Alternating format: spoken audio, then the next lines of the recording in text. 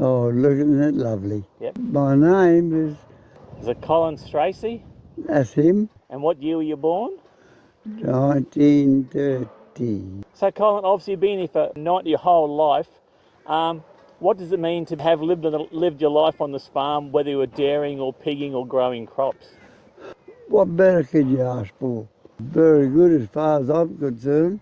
And obviously you led a life here, obviously with your farming, obviously your brother. And what was it like back in the I suppose in the war years? What was it like in those days?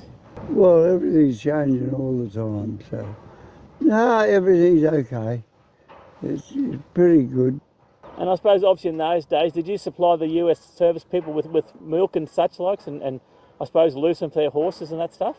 Well, we used to dairy. Well, we dairy all our life, really, until we got second. We just shut off like everyone else. Had time to pull up roots.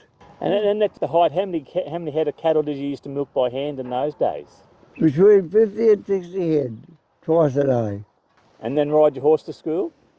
Ride the horse to school, come home and then milk the cows. And so what was your memories of some of your earlier floods here? The floods, oh, well, a lot of water flowing by, wasn't it? And I suppose as life got easier on the land with modernisation of tractors, electricity, and upgraded of machinery to use and that sort of stuff? I don't know what you meant by it. Anyway, just go by the rules. That's all you can do. So when you grew your lucerne years ago, did you hand cut it down by hand with the scythe or horse drawn, or how did you cut your lucerne in those days? We're done with, we had with a horse mower at that stage, and then in the end we ended up with it, doing it with the tractor. And when you horse mowed, did you rake it up, and how did you bale it per se in those days? We didn't buy it. It was all done by fork. And then did you supply the local dairies with that lucerne, or was it lucerne for your cattle in the dairy? Yep, the dairy. Yeah, we had milk into the PCD factory. And back in those, how many hours was it to milk the cows? Probably. You go in the yard, you do that, milk the cows, separate, feed the calves, then clean up the mess.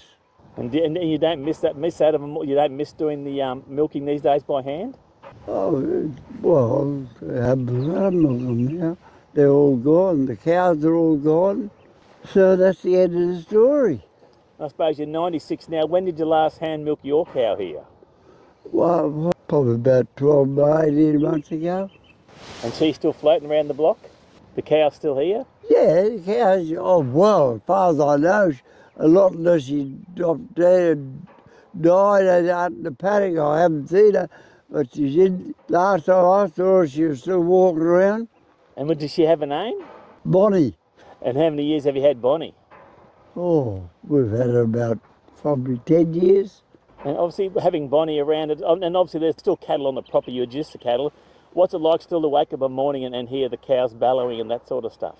What was it like? It'd be very nice to get up and, go out and do your duty in the morning. You get the cows, you do your milking, same routine, do the calves, separate, and that's the end of the story.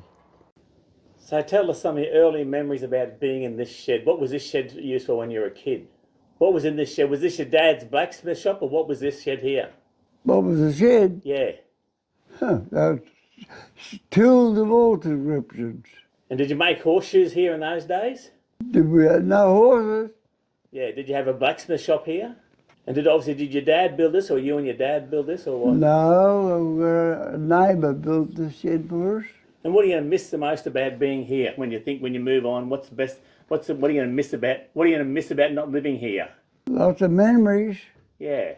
Oh yeah, all our junk in here, all our junk and rubbish, all sorts of things in here. And what do you put down to what's your longevity with being living to 96? What do you put down that to be? Oh well, I don't know. No, I can't help you.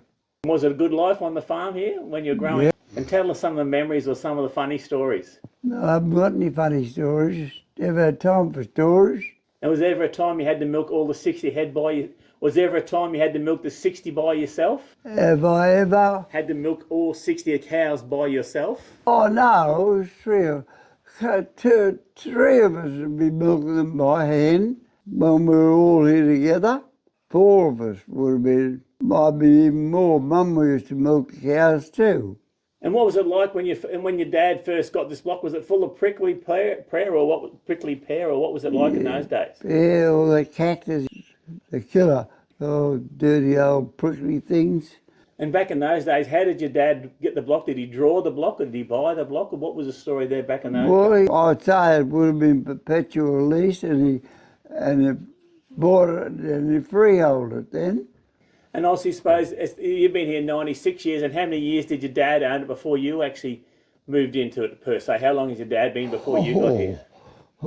Now you've got a funny question. That one I can't. I don't know how long he had it before he passed on. It was handed down to Mum, and when she got, we got it from our mother.